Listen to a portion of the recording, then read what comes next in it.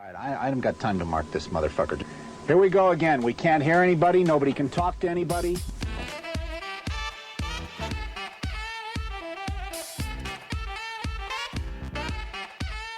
You guessed it, Pressure Points with your two favorite hosts. I'm D, and this is Snuggy AJ. We're coming at you with Season 8, Episode 14.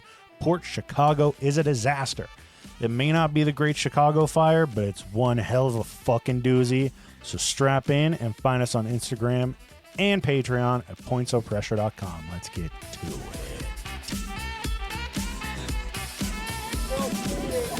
Well, turn the fucking thing off, you dumbass. Hello. Hello. Hi. Long time no see. Yeah, it's weird going into this not talking for half hour, 45 minutes before we did. We did, though, yeah.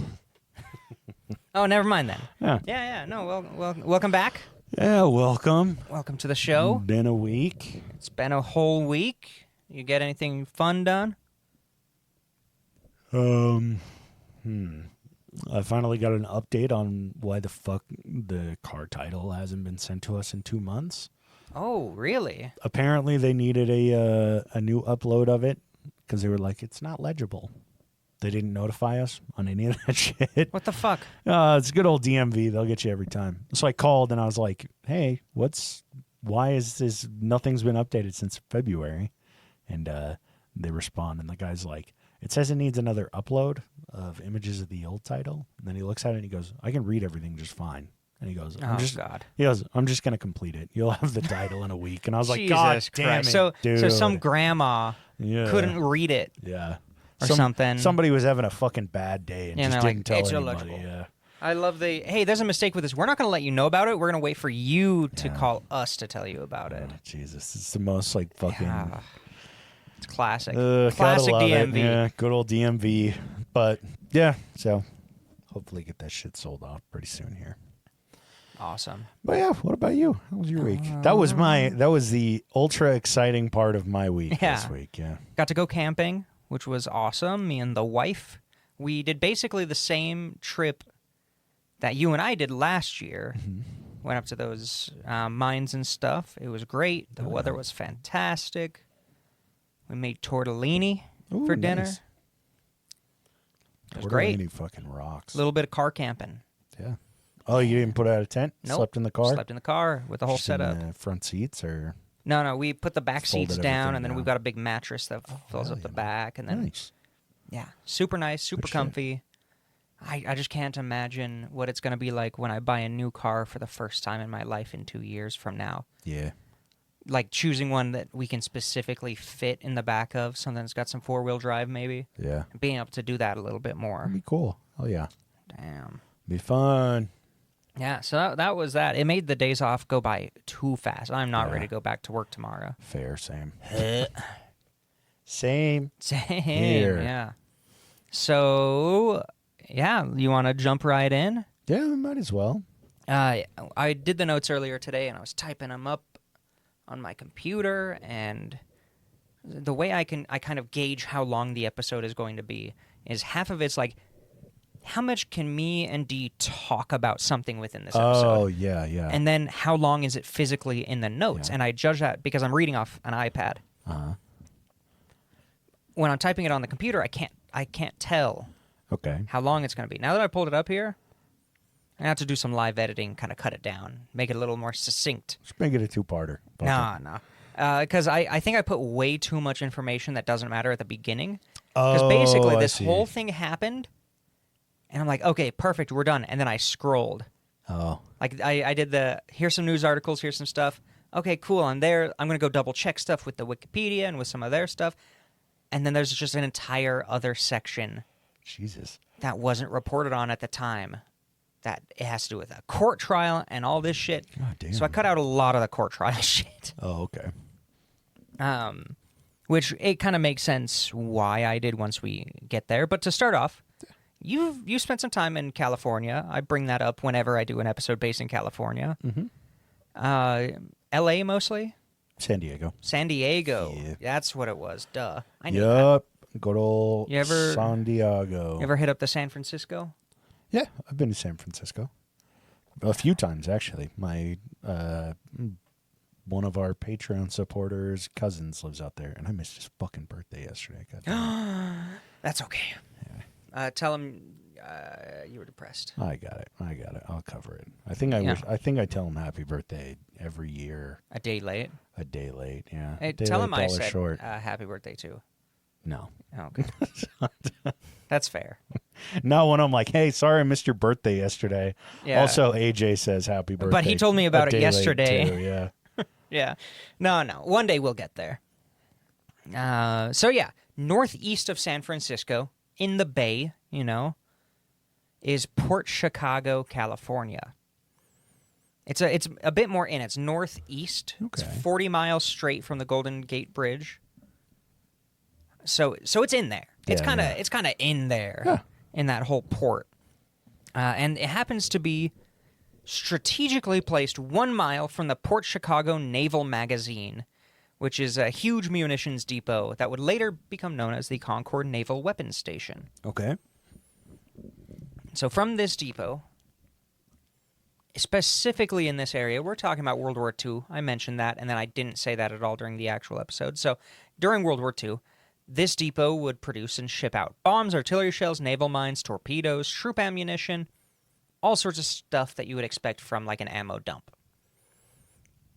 It was inland enough that it was a little bit more protected, so they could do a little bit more shady stuff with it.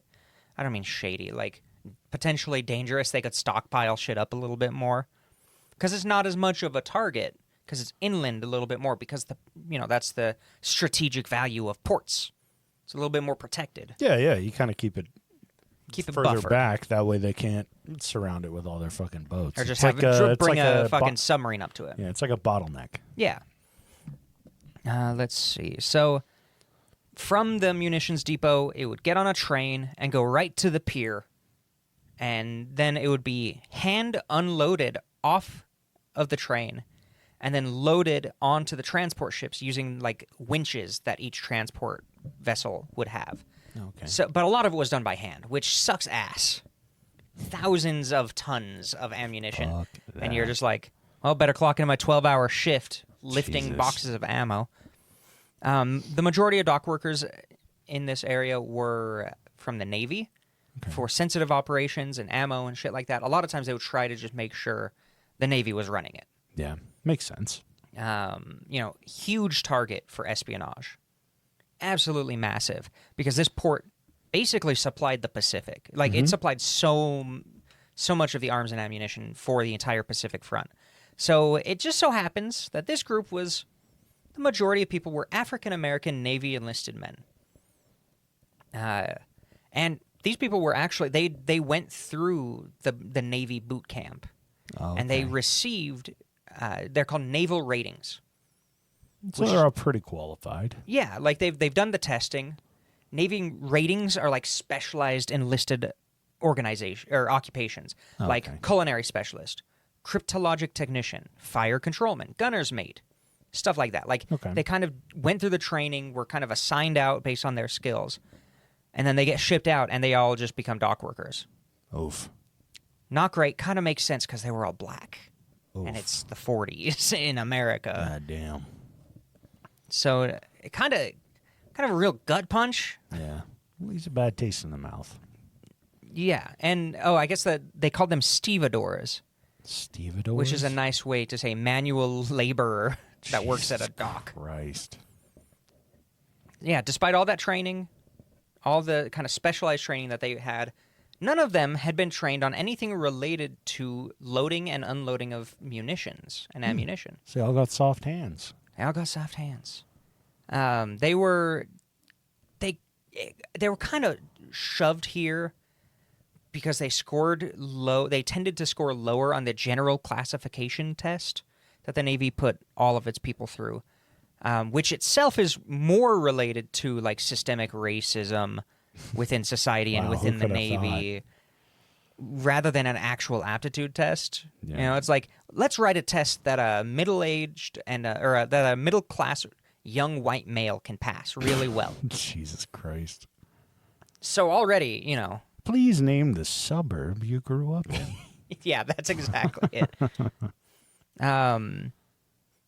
They were put under the command of petty officers who were black. Petty officers are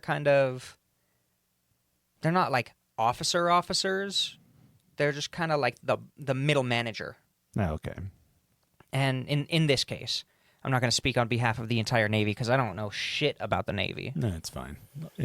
I feel like it would be a pretty easy thing to speak on behalf of the entire Navy. In general, though, these petty officers were reported to being entirely incompetent, and they were regarded as being unwilling or unable to voice the concerns of their men to any higher authority. And as more of a direct quote, many of the people below them referred to them as Uncle Toms. Oh, fucking God, dude. So that's kind of the vibe we're getting from this. Jesus Christ.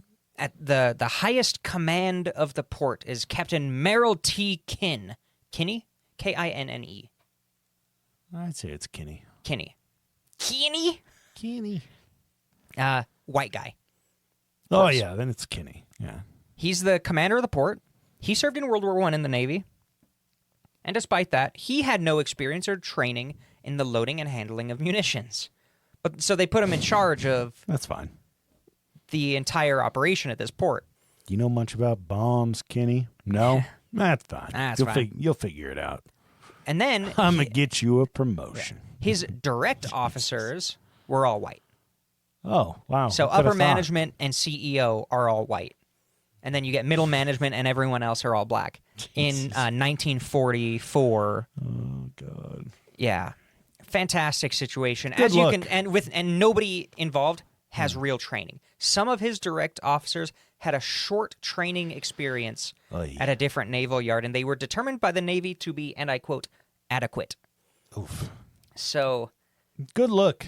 Good look. you can tell this is building to something. Yeah, it's going to be fine. It's going to be totally fine. And this was the most efficient. They actually beat racism here. Yeah. This is the most efficient ammo loading operation. They were so efficient. This is why the Nazis lost first. Yeah, all those doctors decided to completely change professions after the war. Continued working on the docks. Exactly. So Captain Kinney took over in April 1944. Oh, a better episode title for this would be When a Doctor Becomes a Dock Worker. When a Doctor Becomes a Docker. Ooh, there you go. That's perfect. So the goal that he set when he came on board was that his crews would load 9.1 tons of ammunition per hatch per hour. Oh, no, that's not possible. Which is, everybody was like, that's too high. That is not feasible with the way we're set up. That's not feasible with the level of training that we have. That's not feasible with the type of ammunition that we're loading. If we were all just loading bullets, M1 Garands, even then, easy, 9.1 easier tons of. Well, they have that multiple crews. Just They call them insane. divisions, but they're 100-man crews that would be rotating through day in, day out, night after night. Yeah. So it was a shitload of staff. Yeah, but per hour? Is that what he said? 9.1 tons per hour? Per hatch per hour. Per hatch per hour. That's hatches on however many ships they happen to have in port. Good luck. So, yeah. But Captain Kinney is a white manager. Oh, yeah. So you know what he does? He starts averaging up how much each individual crew was moving per hatch per hour and putting it on a chalkboard. And then encouraging his white officers to bet about who could whip their crew. I use the term whip. Yeah, very. It's loosely. very loosely. To whip their crew, whoever can basically get closest to the goal, whoever's getting higher, and so they're betting money on it. Yeah. So each junior officer had a crew Jesus Christ. of 100 men, and it's not like this is a sensitive operation that could ever go bad. So this is like an Amazon warehouse. Yeah, but they're handling bombs. But they're handling instead of armed bombs instead of Chinese plastic goods. Yeah, basically the same thing. So it's fine. Yeah, it's cool. Let's see. So yeah, they started betting. The crews figured out that they were being bet on. So if there wasn't an officer nearby, they'd like slack off. Hell yeah. But then when the officer was there, he's being a bitch because he knows they're behind. Yeah. So it 'Cause just he's like, creates "My this money." horrible situation of Jesus just Christ. You would like unsafe. Nah, never Yeah. mind. Yeah. I love the whole system that's like, let's benefit the manager that's doing this. He can bet on this and he'll win all the money, but not the Yeah. workers. Fuck you. Yeah. And then the guy above them, he'll get a promotion from all of this. Like And the workers, well, we pulled you from your doctor position. from your culinary. You were going to be a chef on a ship and never see combat. You remember how you were like a lead engineer at that factory? Yeah, you were going to be a cryptologic technician cracking codes and shit. Yeah. Nah. Put You're that out. put that bomb in the fucking hatch. Yeah. bitch. Jesus Christ. Oh, yeah. And then they started, shipping people who scored even lower on certain tests. So you were also getting people who were just unable to be educated because of the racism and like the segregation that was still completely legal. Like That's fine. It's fine. so now you're getting And you know that they had a different entrance too oh yeah. to Port Oh, Chicago. Dude, There's an entire other highway. they had a different barracks. Yeah, Jesus Christ. That's why the officers were white, because they had the officer quarters and the officer mess hall and the officer club. So it was segregated just based on rank. Like it was so easy God. to segregate the military. Still is probably. Christ. So all of this healthy competition, they started Air pushing. quotes. Yeah, Air huge quotes air you quotes. guys couldn't see there. They start pushing 7.4 tons per hatch per hour. Which is them probably It's still a killing shitload. themselves. They're killing Yeah. themselves over this.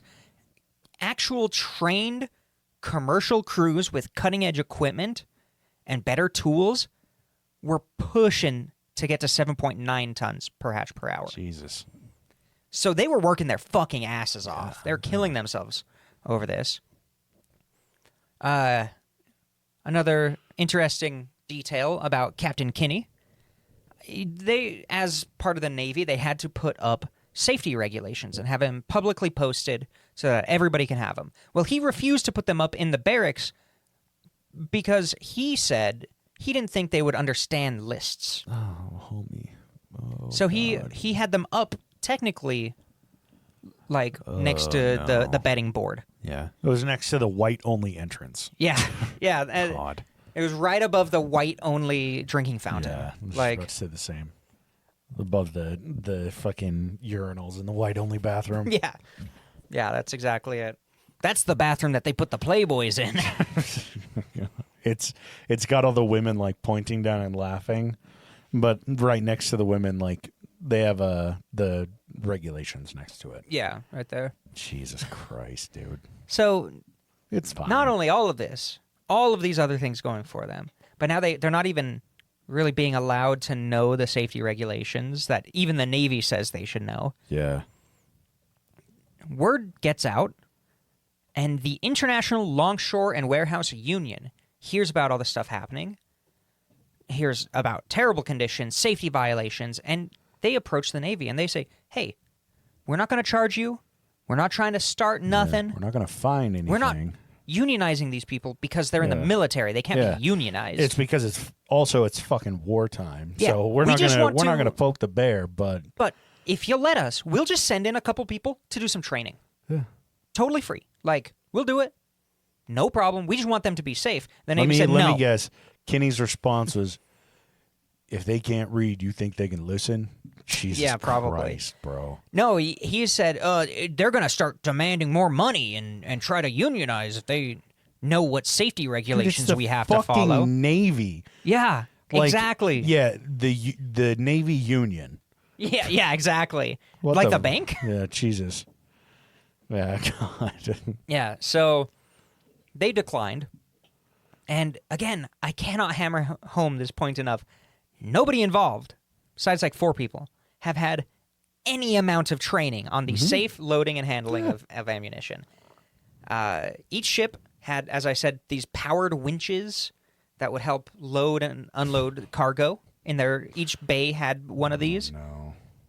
And they required constant maintenance because it's 1944 during wartime. Nah. Some of the winches were steam-powered. It just needs a little WD-40, a little spit That's shine. actually 90% of the fixes were grease it up and then bring someone in to fix it later. Spit shine. Throw some Crisco on that bitch. Because none of these people were engineers for ship winches. Nobody got that training.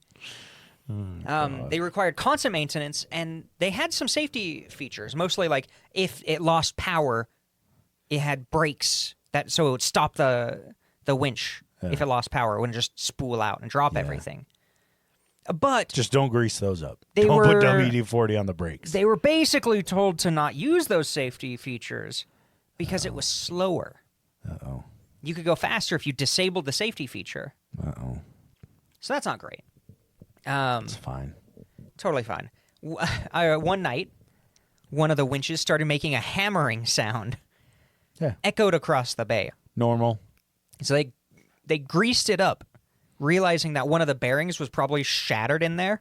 Mm-hmm. They just greased it up and said, they'll fix it in the morning. Yeah, it'll just grind it down. It's Yeah, fine. it'll fix it. That's what you put the grease in. It'll grind down the other ball bearing. That's Yeah. cool. It's totally fine. On the same ship, another winch the next day had a bleeder valve break, which they were like, oh, this is too technical for the people who can't read the lists, apparently. Yeah. And they called in a plumber from Pittsburgh, California, like a regular plumber. Yeah. He came in. He was able to fix it, replace the bleeder valve. At which point, he's like working on it, probably greased up. It's hot, I assume. Yeah. It's almost summertime. And he looks over to the side, and he sees a guy drop an artillery shell 2 feet into the pier. He went, thunk! And he goes, God.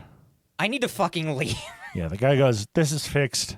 Just sweating. Yeah, pretty much. Sweating even more. He fixes bullets. it as quick as he fucking can, leaves and files a complaint about how the multitude of unsafe things that he saw. He didn't fix it. He just he probably saw just that greased it up. happen and he just like closed the hatch and went, it's fixed, and just left. There's He's like, actually I'm out. a very good chance that winch was not fixed fully and properly.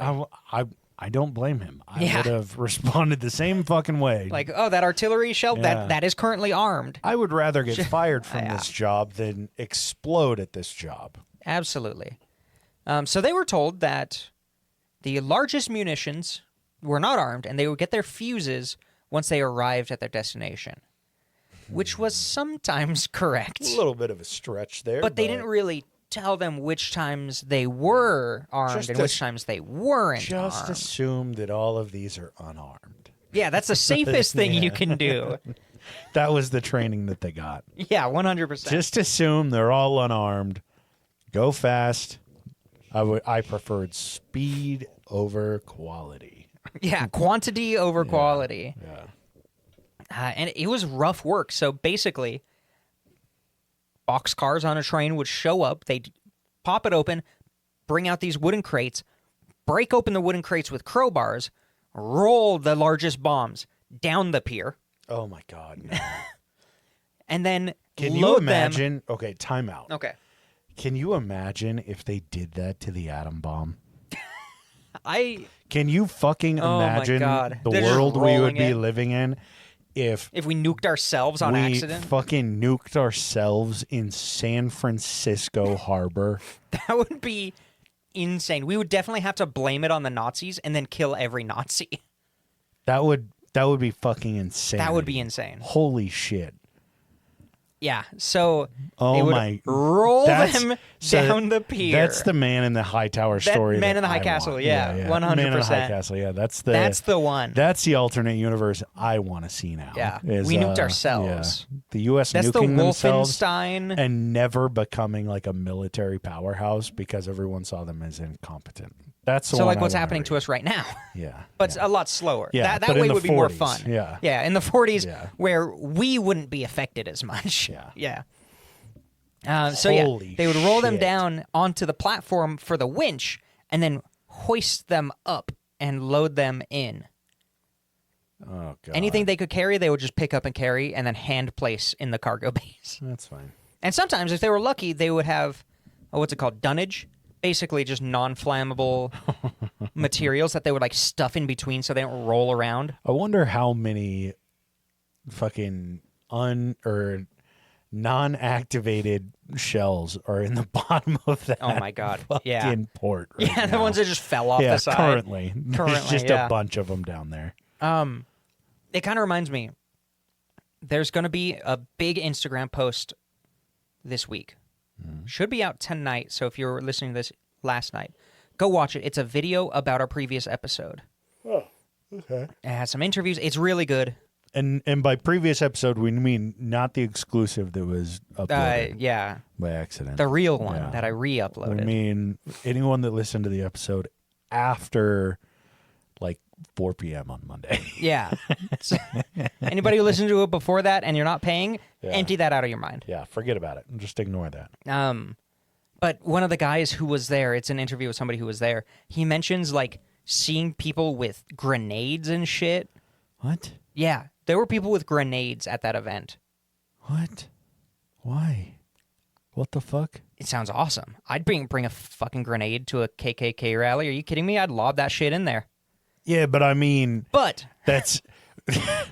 I mean, I understand, and yes, I Yes. agree. There were, what, 12 of those guys?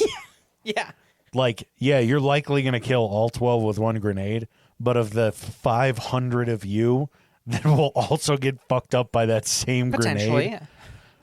Jesus Christ. No, dude. I'd approach and say, parlay, parlay. Then Let's pull the talk. pin And and I'll just pull the hold pin it. and roll it, Jesus bowling roll it. Christ. So, but knowing that, I'm like, how the fuck would one of these guys be able to keep a grenade? Yeah, that's Like, nuts.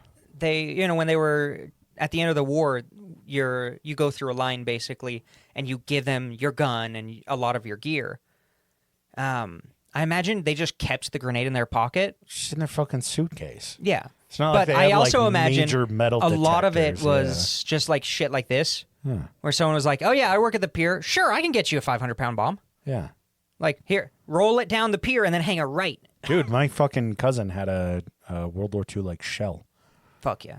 And it had like the fucking. I don't know if it was it had to have been deactivated. Yeah. But it had like the actual like Hell yeah. I don't even know what the fuck you would call it. The round. The round in it still. Yeah. They also had a fucking, what was it?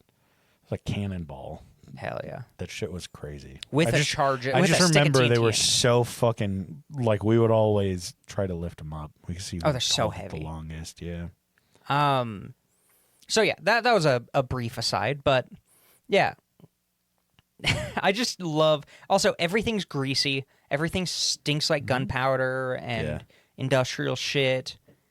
In fact, this was such a rough process for the munitions that they would often be damaged to the point where liquid would leak out of them. A lot of times, the liquid in these were an identification chemical, so that they could identify What's been the bomb after it's yeah. gone off, so they What's could gone say, bad. yeah. Or it's like this was I don't know, research shit. Like, oh, we had really good accuracy with this based on this or whatever. Okay. But shit was leaking. Who knows what? Leaking out all over the place. In fact, the commander of the Coast Guard Explosives Loading Detail made a formal complaint to the Navy about the unsafe working conditions. The Navy said, "We're not going to do anything about that," and he rescinded his information. Kenny said, "Shut the fuck up." Yeah, pretty probably. July 13th, 1944. Great date. The S8E14 arrived to port to load up on some ammunition. This was their second stop. This is fine. This ship happened to be loaded up with 841,360 liters of Bunker C heavy fuel oil. You know, this is just like the fucking one we talked about before. I know. The one that had all the fucking explosive shit in it during the war of what was that, 1812 or Yeah. some shit? I don't remember. It reminded me a lot of that one. Jesus. So yeah, almost 1 million liters of fuel oil, which is fuel mixed with oil, ready to go in the bottom of the ship. Best place to put it. Oh, Throw it in the yeah. bottom. It was also a kind that tended to fume, Okay. which the dangerous part of gasoline isn't the gasoline, it's the gasoline fumes. Same with this fuel oil. Dangerous part is the fumes, because the fumes are what ignite. Yeah. That's why you don't pour gasoline on a pile of wood, is because it traps all the, like, it creates so many little air pockets. That's why when you see somebody that has like a huge pile of wood, they're like, we're going to start a bonfire, and they're pouring gasoline all over it, and then they throw a match in there, it explodes because all of those gases are getting trapped in little pockets. Yeah, they're mixing with just enough air. Yeah, you're more or less, it's like putting gasoline in a fucking blender and then holding a match over the top of it. Or a milk frother. Yeah, exactly. Yeah. Like, this is fine. Yeah, it's fine. Cool. Totally fine. So they start loading the ship up, and it's there for about 4 days. Because they're pulling so many tons of ammo, but these ships are fucking huge. Yeah. So in 4 days, it's 40% full at 4,600 tons of explosives. Holy shit. That's 40%. God damn.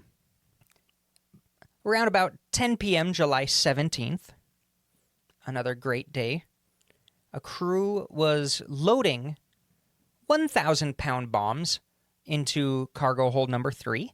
It was loading 40-millimeter shells into cargo hold 5, fragmentation cluster bombs into bay 4, and 650-pound incendiary bombs, which were armed with their fuses, in bay 1. Yeah, of course. Whew, that's a lot of explosives. Yeah. At the same time, a bunch of boxcars had just rolled up, and they were beginning to be unloaded and loaded right into cargo bay 2, which just so happened to have 252-pound depth charges loaded with this new mixture called Torpex, which is 50% more explosive power than TNT by weight. Great. And then around the corner, somebody was setting up a Black Cat firework sales company. They're setting up the tent. They set up a tent. Yeah, Wyoming phantom firework tent. They're doing a little fucking display. And he's got MAs and shit. Yeah, you could test these out. They're not legal, but it's whatever, man. Oh, a brief aside. I saw a video a couple weeks ago of these kids that are driving down the road. And this one has a fucking M80 in his hand. He's holding it, and it doesn't have a fuse. It's gone out, right? Oh, okay. So they're driving, and they're like, throw it out the window. And so the kid holds it out the window, and he gets his lighter, and he just flicks it. And as soon as it, like, you don't see... It's just boom. Boom. Hand gone. And, like, it gets really fucking, like, you just hear, boom, and it, like, cuts all audio because it was so loud. Mm-hmm. And... like, the kids in the front seat are like, oh, crazy. And the kid in the back, like, he's just silent. Yeah. And then, like, 5 seconds later, you just hear him start screaming for them to pull over. So they stop the car. They pull over. He runs out, and he's got his hand in his fucking other hand. You don't really see anything yet. And the kid that's recording it on his phone goes into the back seat, and you see his fucking thumb on the other side of the car. Damn. And it was between the door and the seat. And he just, like, shows it and then looks up at, like, the back seat, and it's just meat covered in blood and fucking meat. Mm-hmm. And then they turn, and he's got his hand out because his buddy's like, let's see. And he holds it out, and it's just ground beef. It's just ground beef, yeah. Yeah. He ended up losing, like, fucking 3 or 4 of his fingers. Oh, yeah, they just had that thumb afterwards. Yeah. It was fucking insane. Oh, yeah. I turned to Abby. I was like, do you want to see something, like, fucking awful? But, like, I guess I shouldn't say well-deserved, but slightly well-deserved. Yeah, they were She's like, yeah. shit, And I was like, it's fucked, but, like, get ready. That shit crazy. fucks with me every time. Oh, yeah. Same. Ugh. Just a dumb mistake like that can change everything. Yeah. Just trying to be cool for your friends. Yeah, showing off. Trying to load 1,000 Trying to lift 1,000-pound bomb with just your hands. Yeah, just you showing off to your 2 buddies that offered to help you. To your that still weren't 99 enough people. other buddies who were on crew. Watch this. I can do this with a forklift alone, and I don't need the Yeah. I don't need I the don't forks. I don't need the forks. My hands are forks. No, so Speaking of Fucking setting up, spins and just launches it into the fucking Yeah. chamber. He's like, that was cool as shit, huh? holy shit. Next thing he knows, San Watch. Francisco is leveled. Yeah. Watch this incendiary bomb. If you just poke a little hole in it and light it, shoots out. We could light our cigarettes with it. You guys ever seen the inside of a cluster bomb before? Yeah. See this part that says face upwards? Yeah, look at that. Yeah. Hey, check this out. My buddy Roy got me a grenade from the army Yeah. back over here. He brought it home. And one of the friends grabs it. Oh, this is a fake. Watch. Shit isn't real. Just throws it into one of the hatches. Oh, fuck. No, speaking of setting up a tent right down. Famous last Basically words. just as bad. On the pier, currently on the pier, were 16 more rail cars with 390 additional tons of explosives packed so tight that the men were complaining about how difficult it was to just take out the boxes. That's crazy. And then there was also one of those tourist duck boats filled with disabled orphans. Yeah, and there was Just rolling past. There was a Duck Dynasty Yeah. ship with homemade C4 that they made after reading the Patriots cookbook. They just turned and said, hey, kids, this is what you could do in the future. This is why black powder rifles need to come back. Yeah. And they just have 10 pounds of black powder. Look, it's Port Chicago. Yeah. And that was the last thing those kids ever saw. Yeah. Let's see. Okay, so I believe there were 2 crews working. Okay. So at least 200 workers plus some support staff, some of the higher ups, some people around. And, it's not like the barracks are super far away from the pier. Yeah. Roughly combined, the ship and the pier held the equivalency of 1,800 tons of TNT. Holy Pure fuck. TNT. It is a literal powder keg. Yeah, it's fine. We're talking about it today because nothing happened. Yeah, it's a Pressure Points episode because everything was fine and everyone went home happy at the end of the day. Yeah. Someday we'll have one of those. There was another crew preparing for a new ship that it just came into port. They were having some difficulties. It was just kind of being a bitch. The winches weren't working very well. Yeah. They were low on WD-40. It was 10 p.m. when the ship came in, or when they were working on the ship. They needed to start loading it by midnight. Okay. So they were on the night crew. Yeah. At exactly 10:18 p.m. Uh-oh. We have a witness report. Oh, there was a survivor. This witness reported a noise that they described as a metallic sound and then rending timbers, such as made by a falling boom. Jesus. My guess is that one of those winches failed and they didn't have the safety mechanism on it. Or it just cracked because it was overloaded. But really not what you want to hear when you're at when you're loading ammunition is screeching metal and then wood splitting. It's like if you were working at Port Chicago and somebody played over the PA, that sound of like a ton of metal bars being dropped. Yeah. Everyone's heart would stop. It's for the a metal half a bar second. dropping. Yeah. Clang. So immediately you hear this noise and then there's a boom. A fire starts. 6 seconds passes. Okay. So imagine you're this person. You hear, And then it sounds you hear, like the boom. 4th of July.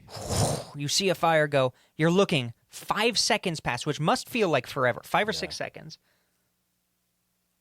And then there's another explosion that makes the first one sound like a cap gun. Yeah. Oh, only one explosion after the first You one. see, it all happened all at once because it's assumed the vapors The vapors. lit everything all up at once. Another explosion happens as essentially all of the ordnance in the Bryan and on the pier explodes all at once. There are Air Force pilots who are doing flight missions who report a fireball 3 miles in diameter, 4.8 kilometers. It's a 5K distance of fireball. They're like, we've been bombed. We've been nuked. There were chunks of glowing hot metal thrown 12,000 feet out and up. Jesus. 2.3 miles or 3.7 kilometers into the air. Jeez. Imagine you're flying an airplane and a chunk of red hot metal flies up and then reverses course and starts dropping back down. And then a bunch of bullets are there, too. Jesus. The two ships in port were literally blown out of the water. Oh, yeah. Like, I imagine for a second, there just wasn't water in the port. Well, that's what happened in that one that we displaced talked about before. all the water. It's superheated and displaced everything. So it despite it being winter, it immediately evaporated like gallons or not even gallons, just like fucking square feet of water and like super evaporated it. And then you had the fallout after where all the water rushes back into the port, which likely happened here as well. Yeah, but the port is so destroyed, it's not even, like, there aren't piers anymore. Jesus. The trains were pulverized. Boxcars that were way further out were crumpled inward, like a soda can. Do you have like a building amount that were destroyed? Like, it wasn't a ton of buildings because it was just barracks, command, I warehouse. wasn't sure. I mean, a couple with of it buildings. being like There's not 3 really a miles town. wide. Yeah, I was just curious. Yeah, it wasn't really a city as much. Yeah. Let's see. In fact, here you go. It starts raining glass, molten metal, and unexploded bullets. Jesus. Start just dropping from the sky. That's where those guys got those grenades. Yeah. They were plowing their field 3 miles away. No, but can you imagine a fireball 3 miles wide? Like, say you're 5 miles away, you're gonna feel that. You imagine it just starts raining bullets. Yeah, it just ting ting ting ting ting. What the fuck? A seismograph. It's hailing cats and dogs. No, Jerry, it's hailing bullets. It's hailing 22s. A seismograph at UC Berkeley recorded the explosion. Let me guess. 7.2. Oh God, no! That would be fucking insane. I don't Because this is guess. far away. Isn't UC Berkeley in Berkeley? Yeah, Like- I mean they're all. That's it's a all bit northern south, California, isn't it? No, From San Francisco. no. UC Berkeley's in fucking. Isn't it in San Francisco? I don't know where UC Berkeley is. Yeah, I thought it's northern California. It's not southern. UC Berkeley. I hate how it's spelled. Map. Give me a map. I'm just getting a grid. Okay, there we go. Berkeley, California. Oh, okay. It's... Yeah, no. It's not that far away. I thought it was a little bit further. I don't know. You're probably thinking like, what is it, UC? You're thinking UCLA. I think so, yeah. So on the map... I don't know. I'm not even... Why am I on this map anymore? Okay. It recorded it as a 3.4 magnitude earthquake. Oh, okay. Still... Oh, that's fair, yeah. That's pretty decent. 320 men on the pier were instantly vaporized. Whoa! 390 more people in the area were seriously injured to the point of a shitload of them need to go to the hospital. Like serious injuries. Basically, like, died later from injury kind of shit. Yeah, and like broken bones from falling fragments of metal and just serious events. This event alone accounted for 15% of all African American casualties during World War II.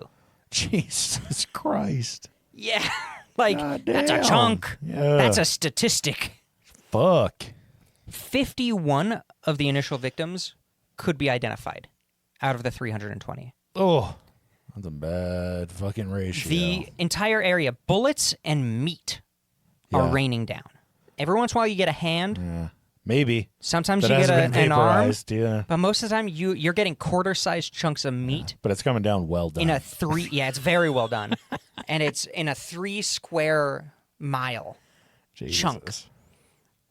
Let's see. Some dad with his kid, let me get a high five. Just fucking cooked black man's hand. Just he's like, what the fuck? Kid never gave a high five again. That's when people started giving knuckles. Yeah, exactly. The kid, that was the person the that invented PTSD. giving Yeah, knuckles. he invented the knuckles. Yeah. Most of the crews were set to be moved to other camps because of this, Okay. like temporarily, because immediately they wanted to rebuild the camp. The whole pier. Yeah, they got deadlines to catch. Who won the bet that day, though? 2 of the crews. Yeah, exactly. Who won?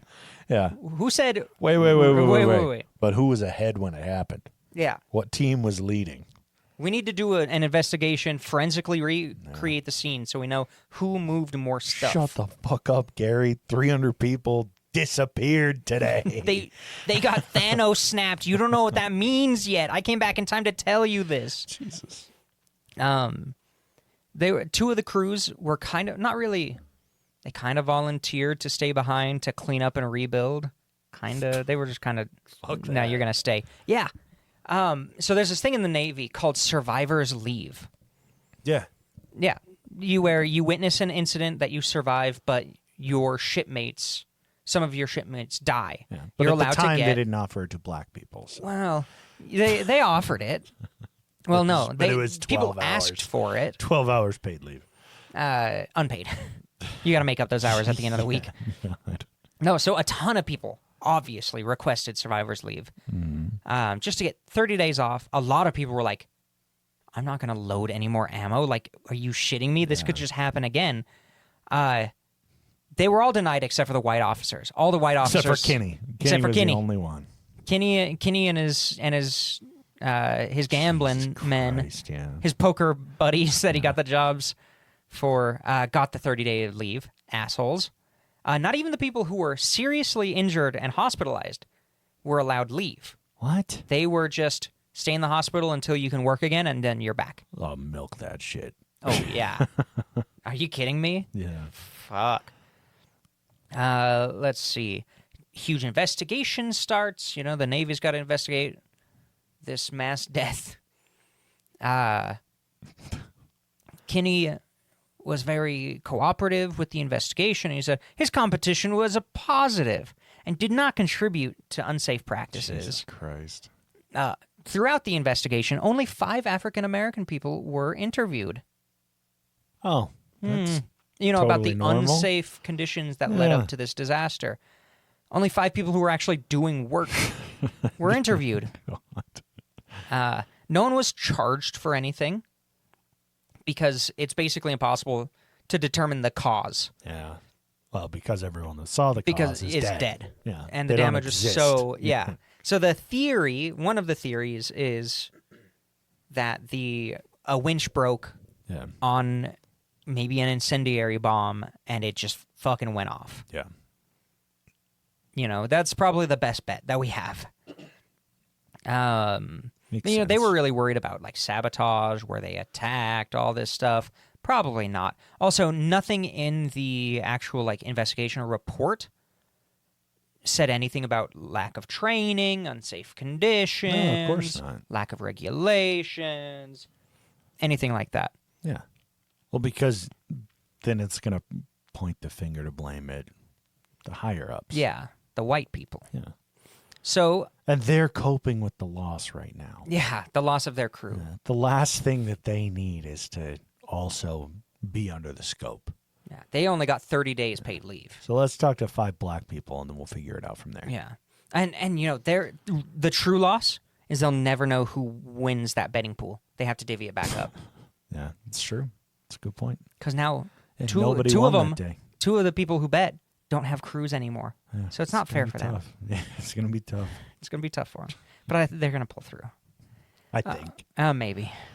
The Navy requested Congress to send $5,000 to each of the victims' families, basically as a, we Fuck don't know you. what caused it, we're not taking credit, but here's some compensation for never Which is- seeing your son, your brother, your child again. Yeah. Which is still kind of fucked because it's so fucked. $5,000 is probably what, like, 10 grand now? no, I mean, Maybe. it's like maybe a tenth of what one of those shells actually cost. Yeah, it's like one of the small shells. Yeah. Jesus. They're like, here, we sent you a couple bullets. You can sell Yeah, them on yeah. the market for $5K. Make your money back. So Sorry about your dad. Yeah. Sorry about your dad. You're never going to see him again. Here's $5,000 to go fuck yourself. Representative John Rankin from Mississippi Oh, he hears. sounds like a great guy. Oh, yeah. He hears, we're going to send $5,000 to the victims of this disaster. He says, that's too Awesome. damn much. No, that's great. Oh. Wait, who were the victims? It's a bunch of black guys? Yeah. Wait a minute. Hold on. Famous representative who supported poll taxes to disenfranchise black people, called Einstein a communist, helped establish the House Un-American Activities Committee, which basically kickstarted McCarthyism, pushed Japanese incarceration, attempted multiple times to prohibit interracial marriage, and publicly called an anti-lynching bill, a bill to encourage slurs to think that they can rape our white women. Good old Mississippi. Great guy. Holy Mississippi shit. will win your heart every time, I suppose. I if you're don't a piece of shit. Yeah. Complete scum. He realized the victims were black and said, we're going to give them $2K. And then the rest of Congress were like, come on, we can do more than that. And he allowed them to pay out $3,000 to each family. What a great guy. Big piece of shit. Fucking horrible. You know, we don't advocate for very many people to kill themselves on this show. This is one of them. But one of them, wish he had. I wish Absolutely. he had. All right. I'm going to kind of cruise through this last little part because I thought that was the end of the story. Yeah. A dude named Admiral Wright steps in. He starts a plan. He's like, okay, we're going to show that we're treating white people and black people equally in the Navy. Mm-hmm. We're going to have 2 crews of white sailors doing the same work, and they'll alternate with the black crews. 3 black crews, 2 white crews. Whoa. Ooh. Hear me out. What about integrating the 2? Okay. Literally, my next line is like, I don't understand, because wouldn't it just be easier to just desegregate the base? Why does the base need to be segregated? Why not just have everybody... Yeah, I don't. That's weird. It's weird. Too complex. Next idea. Too complex. We need 2 facilities of everything so that we can separate So them. you mean I can only bet on... That would mean I can't bet on any day of the week. This makes it so I can bet on 2 days of the week. No, because this just opens up betting between the white crews and the black crews. Like, this makes it worse. Well, also, what if I don't get a winning crew? Yeah. God. So also, there's no Christ. plan to address the fact that the black crews don't have black officers over them. And there was, just no attempt to desegregate the base. And the people who were there, just not on shift during the disaster, were kind of pissed. Yeah, You'd think. Yeah. Crazy. They were ordered to begin unloading at the Mare Island Navy Yard, which is, I believe that's nearby, just where they were kind of, while the base was being rebuilt, they were kind of stationed. And they simply refused. They were ordered to march. They marched. They said, okay, it's over there. And they stopped. And they said, we're not going to do this. Interesting to note, they were not ordered directly to, hey, go unload that shit. They said, at this point, it was, everybody step to the left if you're not going to unload shit. Okay. And 258 men stepped to the left and refused to work. And this was the beginning of the Port Chicago Mutiny. Oh. Which does not fit the,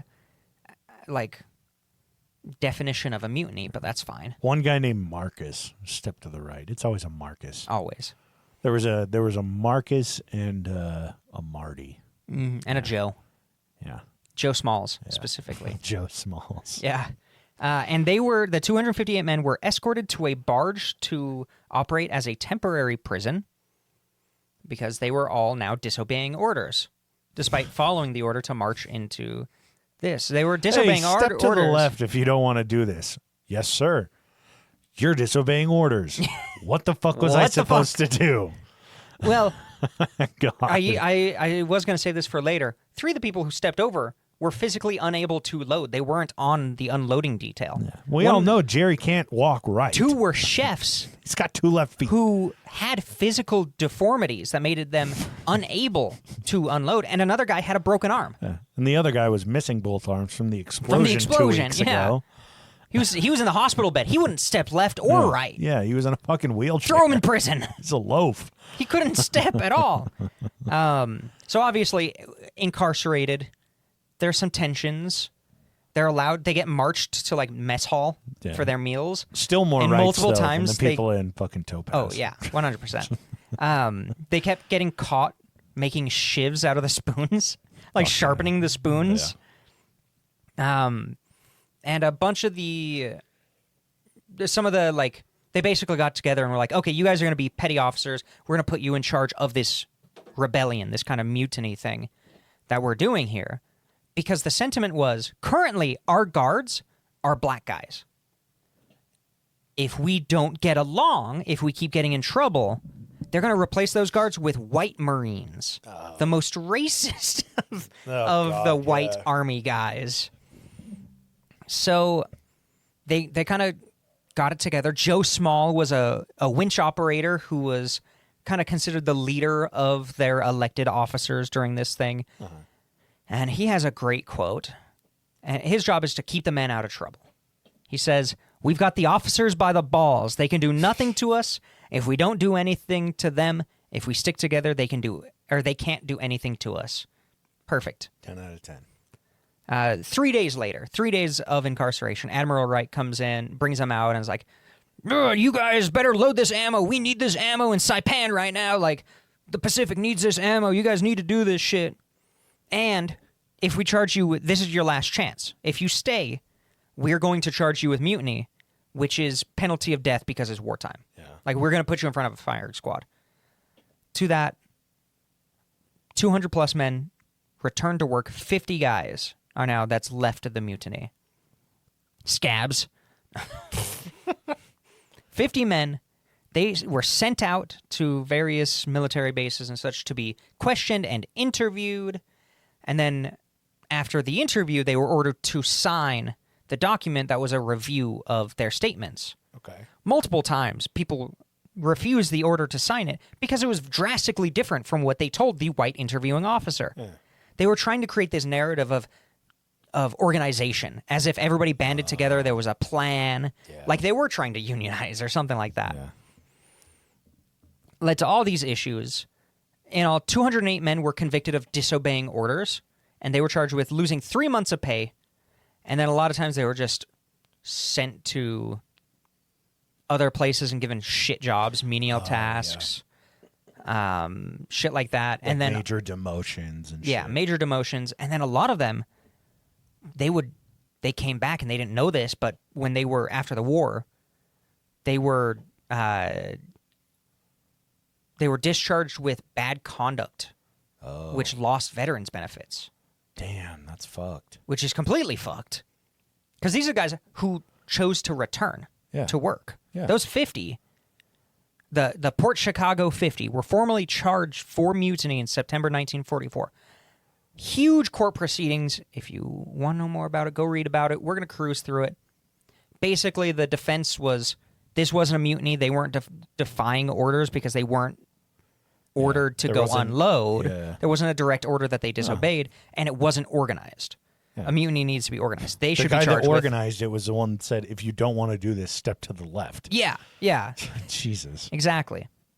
But because it's wartime, they're going to make an example out of these guys. Yeah. They are all given 15 years hard labor followed by dishonorable discharge. Jesus, fuck that. Horrible. Don't join the military, folks. Yeah, we're going to work you to your death and then kick you out and you don't get any benefits. Hey, if you're young and you're in the JROTC... leave. Quit. Yeah. Fuck all that shit. Spit in their face. Yeah. You owe them nothing. Fuck all that shit.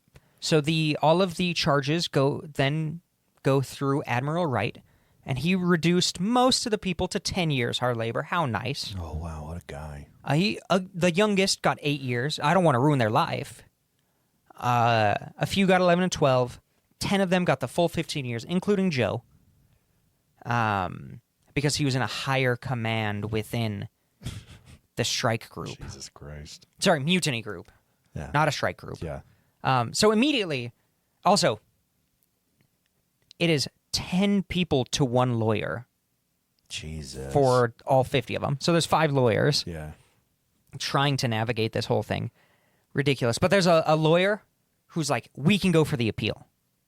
I'm going to take on all 50 of these guys to go for this appeal. Because the court didn't address any of the actual grievances. Oh, I see. They said nothing to investigate or even talk about the lack of training, the unsafe conditions. Nothing to actually address what led to it. Just how do we make this look like a mutiny and get it done as quick as possible? Yeah. As an example. So this lawyer was really smart. He also realized, two of the guys had physical problems that they weren't even on the loading crew. One guy had a broken wrist, so when they said, "Are you going to unload ammo?" he said, "No." Yeah. He's like, "I've got a broken wrist. I literally can't." Yeah. And they were like, "You're defying orders." Yeah. And that's why he was a mutineer. Jesus. So the lawyer worked with the NAACP to drum up public support for the nice. appeal, Okay. to publicly bully the Navy into actually opening it. Yeah. Because they don't have to. They started printing off a bunch of pamphlets, shit like that, and one of the pamphlets ends up in the hands of Eleanor Roosevelt, Oh, shit. president's wife, who was really into like civil rights shit. Uh-huh. She did a lot of shit in the civil rights movement during World War II, which I didn't know about. I want to look into that a little bit more. Interesting. She was into that shit. So she specifically was like, "Hey, Mr. President, my husband, Yeah. look at this. Man, like, we should do something." in a wheelchair, by the way, they are trying to put a man away for 15 years who had a broken arm because he couldn't work. Should I put you away for 15 years because you can't stand, Mr. President? And he said, "Shut up, bitch wife." he's Oh. like, where the fuck is my coffee? No, he's like, where's that good German Pervitin? Yeah, so it went pretty far. He also discovered that the day of the mutiny, there was no direct order that was disobeyed. They had them separate. It just didn't meet the label of mutiny. Was a big thing.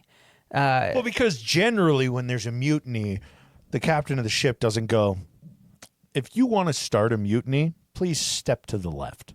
If you want now go to if prison." you want me to step down as captain, step to the left." And then they step to the left, and he goes, "So this is a fucking mutiny." Okay, What? now people who didn't step to the left, arrest them. Yeah. That's not how a mutiny Okay. works. So he files for this appeal. He claims that the court was misled and that all evidence would basically be inadmissible in court because disobeying an order does not constitute a mutiny. Oh, okay. So he gets all this evidence thrown out. The court-martial is called into session again for the appeal, and it's basically at the end of the war, but they just uphold it. They don't give a shit. They're like, "We're doing this because we feel publicly pressured. We don't give a shit about any of this. We're not held to the same standards as like a jury. There's no jury. Yeah. You know, this is a military court." Yeah. And they hold it up. They stood by the charges, but by then the war had just ended. And they don't have the justification to make examples out of these guys to go for like the max sentence anymore. Yeah. So they reduce the charges. Okay. They get them on 3 years, and then a month goes by, and then they're like, we'll do 2 years. Okay. And then at that point, a year and a half had already passed. So it was 6 months. and all but one guy was released after about a year and a half. Hey, okay. Oh yeah. In the system. That guy wasn't released because of bad behavior. Everyone else was just like there. I don't know if he started fighting people or something. Weird. My notes just kind of cut off right there. There's like 2 more lines that did not transfer over. The end. And the end. No. So they get out, and this draws a lot of attention to segregation within the military. This draws a lot of attention towards systemic racism and stuff during the time. Let's see. There's one specific point that I wanted to finish us off with. Hold on, I got this. Refresh it. Actually, that's a good idea. I can actually just do that. Okay. And we'll do a quick little refresh. It was in like 1990. Some people tried to get everybody exonerated. Mm-hmm. It didn't pass. Jesus. And then in like 2017 or 2019, they tried to do it. Last summer, mm-hmm. And I think the 80th anniversary of this event, they got those original 50s completely exonerated out of the system, which technically means their descendants could get some benefits. Yeah.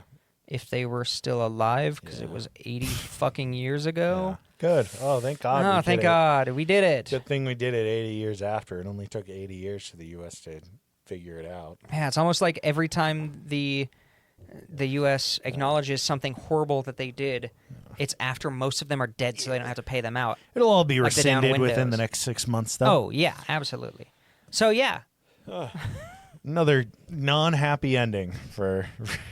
it's fantastic. I guess it was a little happier they didn't get 15 years. Instead, they just got The year and a half the year and a of half. just incarceration, not even hard labor, because they Still- were just still pending. bullshit, though. Oh, yeah, complete bullshit. But I'm just yeah, glad they got out of there. If you want more really sad and upsetting endings to historical events, check us out on Patreon, patreon.com/points-o-pressure. We do an exclusive per month, or at least we try to. AJ has his series called Voices on there. We have like 30-plus sloppy seconds short form content. The vertical videos of podcasts, go check those out on Patreon. I was like, we have video? No. Yeah, I gotcha. was being a smartass. The TikToks of podcasts. Yeah, the reels of podcasts, because we're old. You got those names pulled up? Yeah. All right, we've got hold on. Advocates. Is it bad? I was going to say confirmed white people.